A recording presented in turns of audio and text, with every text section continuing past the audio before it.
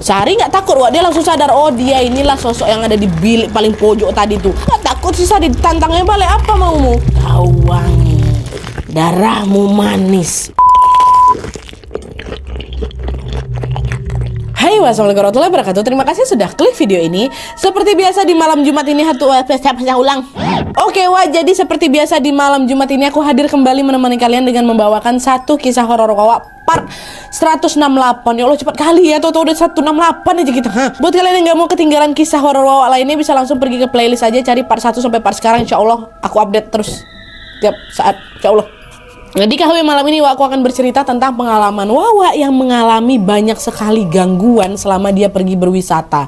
Setiap spot yang dia datangin ya pasti ada aja cocok sosok yang suka tiba-tiba muncul dan mengganggu dia, Wak. Dan anehnya lagi, semua sosok ini nih selalu mengatakan hal yang sama, yaitu mereka tertarik untuk mendekati Wawa ini karena konon katanya Wawa ini adalah seorang darah manis. Apa tuh darah manis? Nadia nantilah dengarkan ceritanya dulu. Bahkan karena hal itu, Wak, sampai-sampai Wawa ini hampir saja dibawa ke alam lain katanya. Nah, penasaran kayak gimana kisah selengkapnya kan? Apa darah manis tadi itu, Nadia? Makanya jangan kemana-mana, tonton ini sampai habis dan langsung aja kita masuk ke ceritanya. Check it out.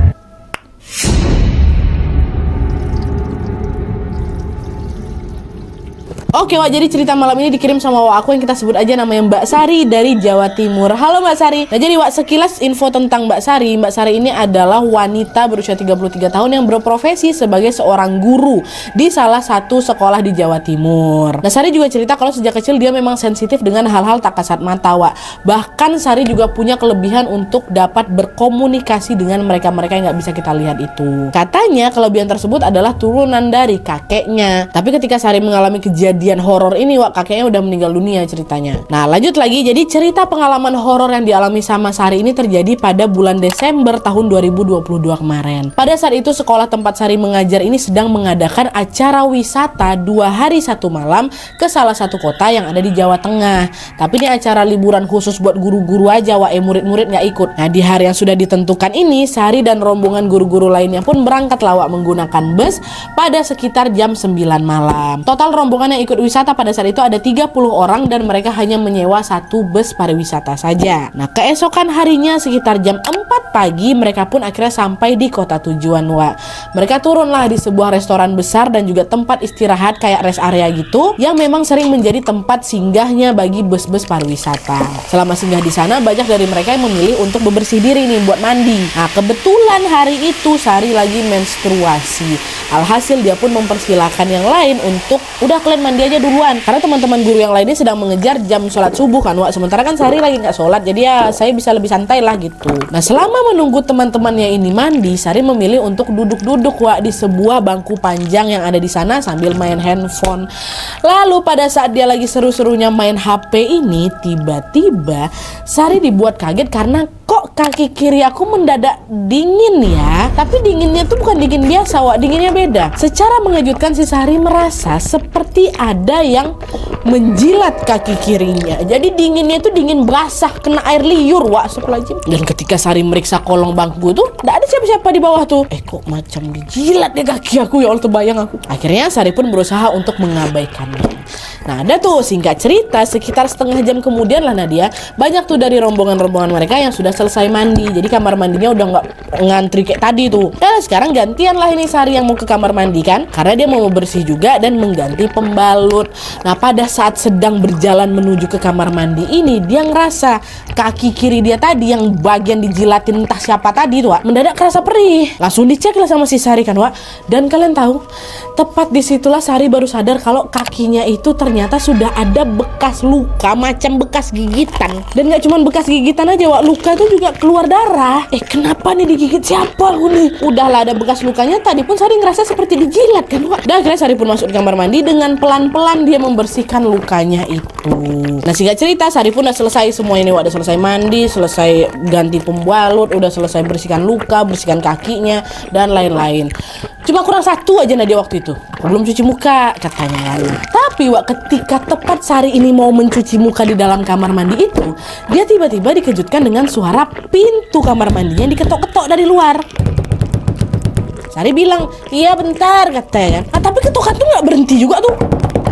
Nah karena si Sari udah terlanjur kesal, akhirnya nggak jadi cuci muka, Wak. Nah akhirnya dia langsung pergi keluar kan, dibuka pintu. Pada saat Sari membuka pintu, nggak ada siapa-siapa di luar tuh. Nah karena Sari penasaran, dia periksa lah itu ke semua bilik yang ada di kamar mandi itu. Nah ternyata semua bilik ini dalam keadaan kosong, nggak ada orangnya. Cuman satu bilik yang ada di pojok aja, Wak, yang pintunya ketutup ya kan. Di situ si Sari mikir, oh orang tadi itu pasti masuk ke bilik pojok ini mungkin ya, katanya kan. Udah lah tuh Sari putar badan ini. Ya kan mau bersiap pergi meninggalkan kamar mandi, kan udah selesai semuanya, cuman belum jadi cuci muka aja. Tapi Wak, belum sempat Sari ini melangkahkan kakinya untuk meninggalkan kamar mandi, tiba-tiba dari dalam bilik pojok yang ketutup tadi tuh terdengarlah itu suara perempuan tua yang berkata, "Gimana? Sakit nggak kakinya?" Katanya. Nah dengar ucapan itu Sari langsung tahulah bahwa yang ada di dalam bilik itu pasti bukan manusia. Oh dia nih. Dengan kesal Sari bilang, kamu berarti yang ngelukain kaki aku tadi ya? Kenapa? Kan aku nggak buat salah apa-apa, jangan kayak gitulah, kata si Sari, Wak. Kan Sari udah terbiasa komunikasi sama kayak gitu kan. Waktu ditanya kayak gitu, Ning diam, dia nggak ada dijawab apa-apa. Waktu itu Sari ngerasa kalau mungkin dia udah pergi. Ya udah, akhirnya Sari pun memutuskan untuk pergi juga nih. Ini masih subuh ya, Wak, posisinya masih gelap. Nah pas Sari ini mau pergi, dia sempat, Wak, berhenti bentar untuk bercermin di cermin wastafel. Lalu pada saat dia sedang berdiri di sana, tiba-tiba Sari cium bau amis darah, nyengat kali, nggak enak bau enak. Bau apa nih? Lalu dalam waktu yang singkat, Wak, secara mengejutkan bayangan wajahnya Sari yang ada di cermin wastafel itu berubah menjadi pantulan sosok yang sangat menyeramkan. Sosok itu adalah seorang nenek bungkuk dengan wajah yang sudah hancur. Dengan seringainya yang menyeramkan, si nenek bungkuk itu berkata, "Aku suka baumu. Aku suka baumu." Mendengar suara nenek itu, Sari nggak takut, Wak. Dia langsung sadar, oh dia inilah sosok yang ada di bilik paling pojok tadi tuh. Yang berarti dia juga yang gigit kaki aku. Nah dia nggak takut sih Sari, ditantangnya balik. Apa maumu? Ada apa dengan bauku? Kata Sari, "Kau wangi. Darahmu manis." Nah inilah, Wak, kata Sari nih, Wak, ya. Darah manis itu adalah sebutan untuk orang-orang dengan aura yang bisa menarik perhatian makhluk-makhluk astral. Jadi bisa dibilang darah manis itu adalah aura yang betul-betul disenangi sama mereka, Wak. Jadi bukan darahnya diklaim cicip manis, bukan. Istilahnya darah manis gitu ya. Nah mendengar bahwa kata si nenek ini dia adalah darah manis, seketika hal itu langsung bikin si Sari kaget, Wak. Awalnya aku juga nggak tahu Nadia. Aku tanyalah balik sama dia kan, terus kenapa kalau darahku manis, katanya. Kau tidak akan sendirian. Di sini banyak yang ingin ikut denganmu, kata. Dan tepat setelah mengatakan hal tersebut, barulah sosok itu menghilang, Wak. Ada tuh kan, Wak, singkat cerita Sari dan rombongannya pun akhirnya pergilah dari restoran tersebut, dari area itu untuk menuju ke tempat wisata mereka yang pertama. Selama di tempat wisata itu Sari senang kali, Wak. Dia memotret spot-spot yang menurut dia cantik.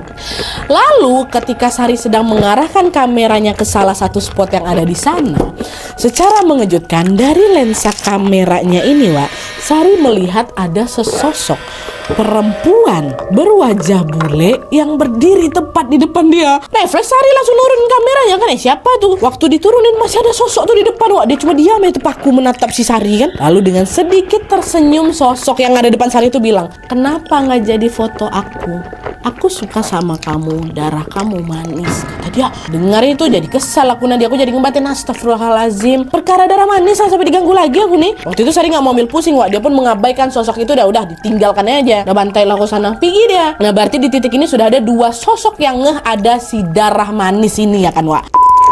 Nah singkat cerita, setelah hari menjelang sore, Sari dan rombongannya pun segera balik menuju ke hotel. Sesampainya di hotel dan check-in, sesuai pembagian kamar, ternyata Sari jadi satu kamar sama temannya yang namanya Wati. Nah adalah tuh Sari sama si Wati pun langsung bergegas masuk ke dalam kamar mereka yang berada di lantai 3. Sesampainya di kamar mereka menyempatkan diri untuk istirahat bentar tuh, Wak. Karena nanti agendanya setelah sholat maghrib, rombongan mereka ini akan pergi lagi keluar buat makan malam. Kan pengen wisata kuliner lah gitu ceritanya kan. Udah tuh, maghrib pun tiba, mereka ibadah sholat, lalu tidak lama kemudian mereka pun kumpul lagi di lobi hotel untuk bersiap berangkat ke restoran ini. Nah, selama makan malam itu, alhamdulillahnya semua berjalan aman-aman aja. Sari tidak mengalami gangguan apapun, gak ada juga yang di restoran malam itu bilang, kamu darah manis, gak ada nak, di resto tuh aman. Hingga akhirnya setelah mereka selesai makan, banyak itu dari rombongan si guru-guru ini ingin lanjut lagi main, lanjut keliling-keliling lagi lah, dan menikmati suasana malam di sana. Tapi di sisi lain ada juga beberapa guru-guru lainnya yang merasa capek nih dan pengen langsung balik ke hotel aja. Akhirnya rombongan guru-guru ini pun terpisah lah, ada yang lanjut main keliling-keliling, ada yang balik ke hotel buat istirahat. Nah, ternyata Wati, teman sekamarnya si Sari ini termasuk ke tim yang pengen jalan-jalan. Jadinya pada saat itu sesampainya di hotel ya, Sari hanya sendirian di kamar aja, karena Sari gak mau jalan-jalan, capek aku Nat. Dan sampai di kamar, Sari pun nyalakan TV supaya suasananya lebih ramai lagi. Awalnya mana-mana aja tuh Nadia, udah enak kali lah nih, bentar lagi mau tidur gitu kan. Hingga akhirnya, aduh bagian sini serem sih, Sari mendengar ada suara orang yang ngetuk-ngetuk pintu kamarnya lagi. Dan ketukannya tuh gak santai, gak berhenti-berhenti. Dia gak cuman, gak gitu, kayak gitu, kesal lah. Beranjak lah si Sari kan, diintipnya keluar, nggak langsung dibuka tuh, diintip dari lubang kecil yang ada di pintu kamar hotel tuh kan. Dan ketika Sari periksa, nggak ada siapa-siapa di luar, Wak. Nah, nggak lama kemudian Sari balik badan lah lagi kan, mau balik rebahan di kasur. Tapi ini mohon maaf lah buat teman-teman yang lagi nonton di hotel ya. Waktu dia baru balik badan ini, tiba-tiba secara mengejutkan Sari melihat sesuatu yang menyeramkan. Dimana pada saat Sari balik badan ini kan otomatis pandangannya langsung tertuju ke kasur. Biasanya kan samping kasur tuh ada jendela kan, Wak. Jendela hotel tuh kan biasa dihorden kan tuh. Nah, tepat disitulah di jendela kamar yang berhorden itu, Sari melihat horden jendelanya ini tampak menggembung ke depan gitu, Wak. Seolah-olah ada seseorang yang sedang bersembunyi di balik horden itu. Jadi gordennya tuh bentuk tubuh manusia, Wak. Dan gak cuma diam kayak gitu aja, horden ini juga nampak bergerak-gerak nih. Seolah-olah ada orang yang sedang memainkan tangannya di balik horden itu. Bayangkanlah sama kalian yang lagi melihat penampakan itu, seketika Sari pun mematung. Apa tuh? Dengan cepat karena dia takut, Wak, Sari pun langsung balik badan, buru-buru dia keluar dengan perasaan panik kan. Nyampe aku di luar kamar dan dia pintu tertutup, terlupa pula aku bawa akses kamar tuh. Jadi terkunci dari luar lah, siapa ini Sari. Akhirnya Sari pun turunlah ke lobi buat meminta petugas hotel memberinya kartu akses yang baru nih, Wak. Nah, tapi ketika si Sari sedang berada di dalam lift dan bersiap untuk turun ke lobi, disitulah secara mengejutkan sayup-sayup Sari mendengar ada suara seorang perempuan yang sedang berdendang tembang Jawa. Udah diam, aduh, suara apa tuh?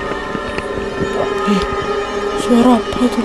Sosok ini memang belum menampakkan dirinya di sana, Wak, tapi Sari sangat yakin bahwa sosok itu betulan ada di belakang aku. Nah, dia lagi sama-sama pengen ke lobby kami. Entahlah dia juga yang di balik horden tuh, nggak tahu aku. Dan di saat yang bersamaan Sari juga baru sadar kalau ternyata lift itu tidak mengantarkannya ke lobby, melainkan lift itu turun sampai ke lantai basement. Nah, yang aku pencet L tuh, aku nggak tekan tombol B basement tuh, ndak. Ya astagfirullahaladzim, pasti dia yang udah nyasarin aku dalam hatinya si Sari kan.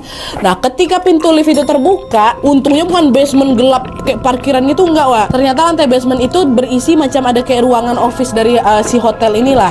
Dan alhamdulillahnya ada tuh satu staf hotel yang nengok si Sari lagi panik kan. Kenapa, Bu? Ditanya-tanya apa segala macam. Dengan sigap si staf ini pun langsung mengantarkan Sari ke lobby. Dan setelah Sari mendapatkan kartu aksesnya, baik pula lah staf ini, Wak. Staf ini juga lah yang kemudian mengantarkan Sari balik ke kamarnya di lantai 3. Mungkin dia nengok muka aku pucat kali kan. Waktu aku masuk kamar, sosok itu udah gak ada lagi di balik horden tuh. Astagfirullah, terbayang. Nah tuh, Wak, singkat cerita, beberapa waktu kemudian Wati, teman sekamarnya Sari pun balik. Nah, di situ Sari ngerasa udah agak lega kali kan, akhirnya aku nggak sendirian lagi nih. Dan tidak berselang lama kemudian mereka berdua pun siap-siap mau tidur di dua kasur yang berbeda. Tapi sebelumnya Sari ke kamar mandi dulu mau cuci muka sama sikat gigi. Nah, pada saat si Sari sedang di kamar mandi, Wak, dikerjain lagi si Sari di situ. Dimana pada saat itu, di saat Sari ini sedang berdiri di depan cermin, dari pantulan bayangan di cermin itu, Wak, secara mengejutkan Sari melihat. Jadi di belakang ini kan shower. Di shower tuh kan ada kayak biasanya gantungan gantungan handuk yang biasanya nempel di dinding atau di pintu shower tuh. Nah, pada saat itu secara mengejutkan Sari melihat di belakangnya itu ada sosok anak perempuan yang lagi duduk di atas gantungan handuk tuh. duduk dia. Sekitar 8-9 tahun lah Nat umur anak tuh, pakaiannya lusuh. Tengok aku kan dia sambil ayun-ayunkan kakinya tuh, ya Allah terbayang kali sama aku. Dan di saat yang bersamaan Sari juga mendengar sosok anak itu sedang bersenandung lirih menyanyikan tembang Jawa juga. Apa anak ini tadi di lift ya dalam hati aku, karena suaranya memang mirip dengan apa yang dia dengar di lift, Wak. Nah disitulah Sari ini langsung sadar kalau oh dia inilah yang udah bikin aku nyasar sampai ke basement tuh. Nah dia iseng dia ini memang. Nggak takut sih Sari ditatapnya balik ya kan. Ditanya sama Sari, kamu ngikutin aku dari tadi kan, kenapa? Kata, aku mau main sama kamu wangi, darahmu manis. Dengar itu ngebatin lagi aku, ya Allah, perkara darah manis lagi kah ini? Sari udah mulai kesal di situ dengan segala urusan yang berkaitan sama darah manis itu. Karena apa? Hal ini yang membuat kegiatan wisata aku terganggu, Nat. Nah di tengah kekesalannya itu tiba-tiba si sosok anak kecil ini bilang lagi, tapi aku nggak ada niat jahat kok. Aku hanya ingin memperingati kamu untuk sebaiknya kamu segera pergi dari sini. Loh kenapa? Aku kesini lagi liburan kok, enak aja aku suruh aku pergi-pergi. Ada satu sosok di sini yang pengen bawa kamu pergi ke alamnya. Jadi kamu sebaiknya pulang sebelum terlambat. Oh kalamnya apa nih, sana enak ada ngomong kayak gitu Nat. Tapi berdebar juga jantung aku tuh Nadia. Halo, ini betulan apa enggak nih ya gitu loh. Karena kan sosok yang ketiga yang bilang darah dia manis kan bukan sosok pertama yang ngomong kayak gitu kan, Wak. Bisa jadi juga omongan yang dia bilang tuh betul gitu. Dengan mencoba menenangkan dirinya, Sari pun bilang lagi ke sosok ini, udahlah sana, pergilah kamu sana, jangan lagi kamu ikutin aku. Soal dia yang kamu bilang pengen bawa aku pergi, terserah dia. Aku nggak takut, aku punya Tuhan, Tuhanku selalu ngejagain aku, kata Sari. Dan setelah Sari mengatakan hal itu, baru sosok anak kecil ini hilang, Wak. Dan setelah sosok itu pergi, Sari pun langsunglah buru-buru keluar dari kamar mandi dan bersiap untuk tidur, ya kan? Nah terus, disinilah puncaknya. Tidak berselang lama kemudian, antara sadar nggak sadar, nah dia sampai sekarang pun aku belum bisa memastikan itu aku mimpi kah atau betulan, tapi kok terasa ya nyata kali. Tapi yang jelas pada saat aku lagi dalam keadaan kayak gitu, sadar nggak sadar ini, Sari melihat seperti ada cahaya yang sangat menyilaukan muncul dari jendela kamar hotel tuh. Dan ketika Sari perhatikan, cahaya itu pun perlahan-lahan mulai meredup. Hingga akhirnya secara mengejutkan muncullah ini Nadia, seorang laki-laki, tubuhnya tegap kali dari dalam cahaya tuh. Nah laki-laki ini berpakaian seperti seorang pangeran dari kerajaan Jawa. Wajahnya memang tampan kali Nadia, ganteng lah pokoknya. Laki-laki itu menghampiri si Sari yang udah tertidur nih terbaring di kasur. Nah di saat yang sama, Wak, entah kenapa Sari merasa kalau badan aku terkunci nih, nggak bisa bangun. Bahkan mulutnya Sari nih, Wak, juga mendadak kaku. Bibirnya tuh nggak bisa dibuka sampai suara itu jadi ketahan kayak kayak gitu.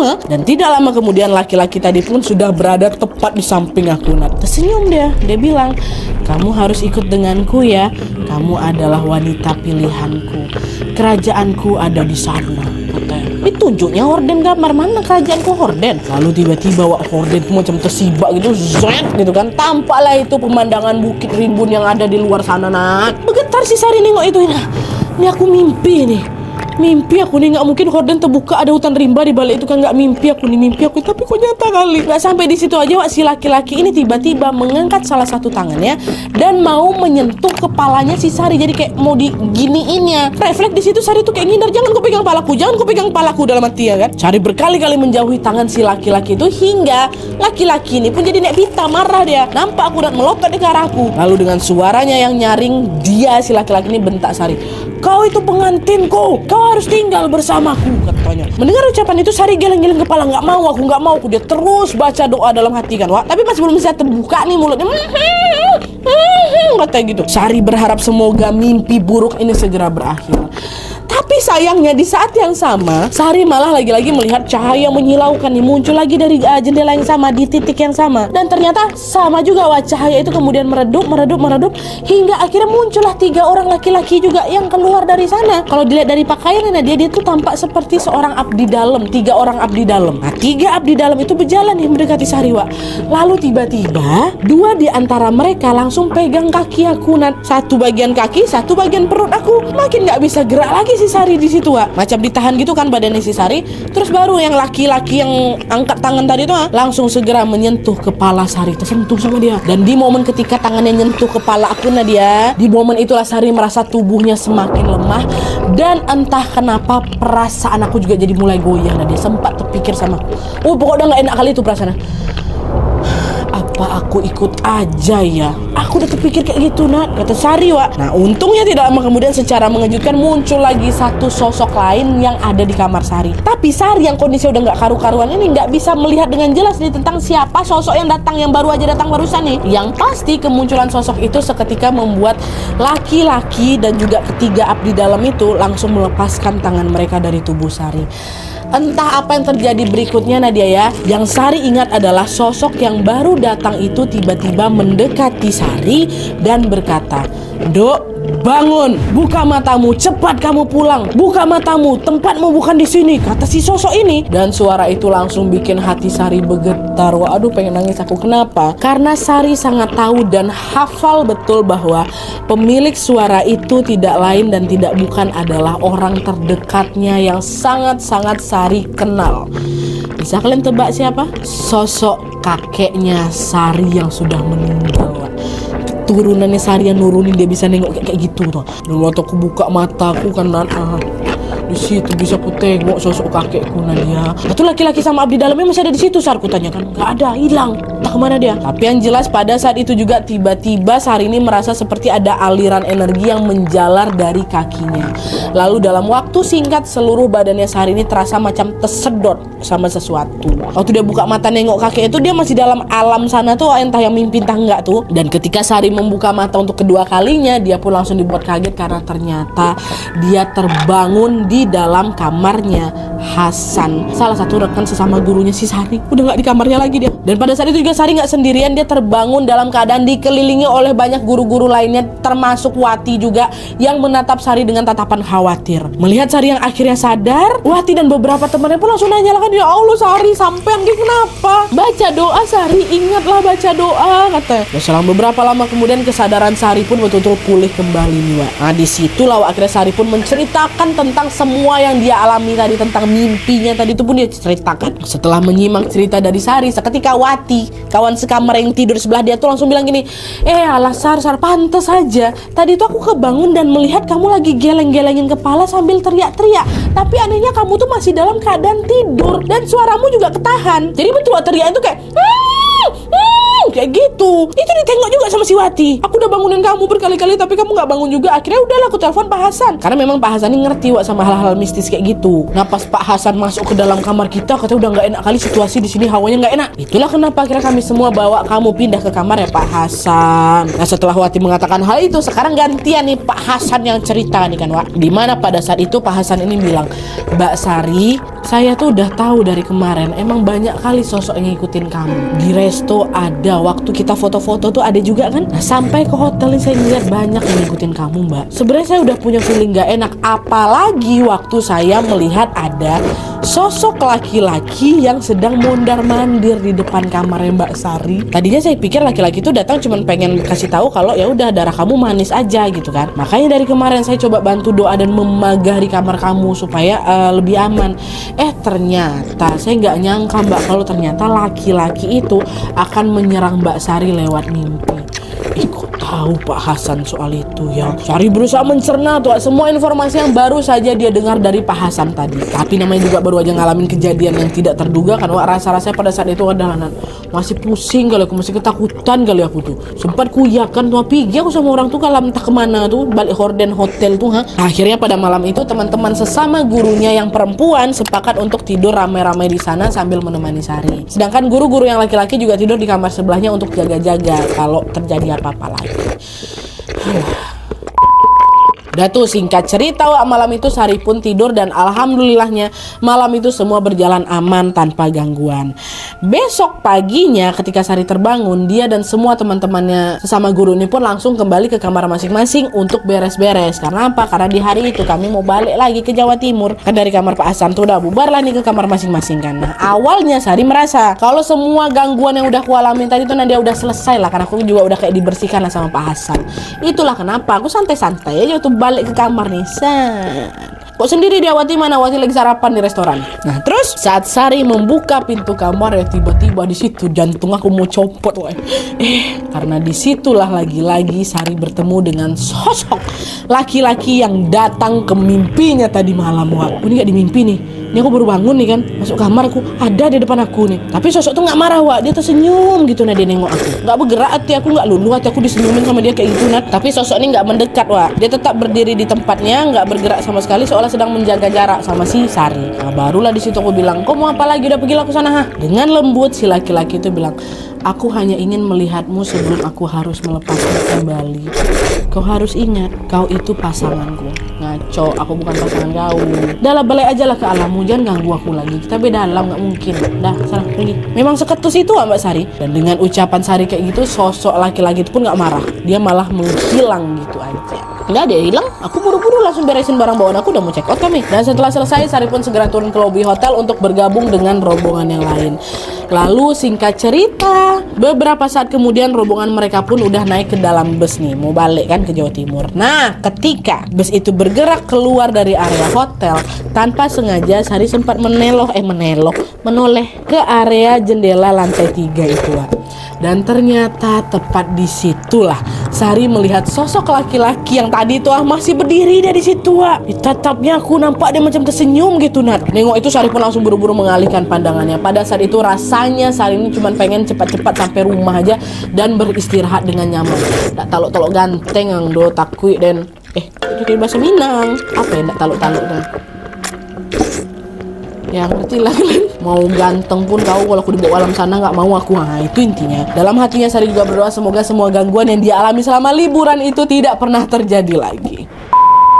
Oke Wak, jadi itu tadi pengalaman mistis yang dialami oleh Mbak Sari selama liburan di Jawa Tengah. Sari bilang hari itu adalah pengalaman liburan yang sangat-sangat melelahkan sekaligus ya agak berkesan lah dan buat aku. Ya gimana enggak Wak, selama liburan yang hanya berlangsung dalam 2 hari 1 malam tuh harusnya aku bisa all out kan, bisa quality time, bisa menikmati waktu kali lah kan. Bisa-bisanya aku hampir setiap aku berhenti aku diganggu di sana. Dan seramnya lagi itulah hampir aja aku dibawa ke alam lain tuh dari sama si sosok laki-laki tadi itu. Tapi alhamdulillahnya Allah Subhanahu wa taala, Tuhan yang Maha melindungi ini memang merupakan sebaik-baiknya penjaga kan. Wah, Allah masih memberikan Sari kesempatan dan juga keselamatan untuk hidup. Dan kita doakan sama-sama semoga dimanapun Mbak Sari berada, Sari selalu sehat, bahagia, dan juga tentunya semoga Sari selalu berada dalam keberkahan dan juga perlindungan Allah Subhanahu wa taala.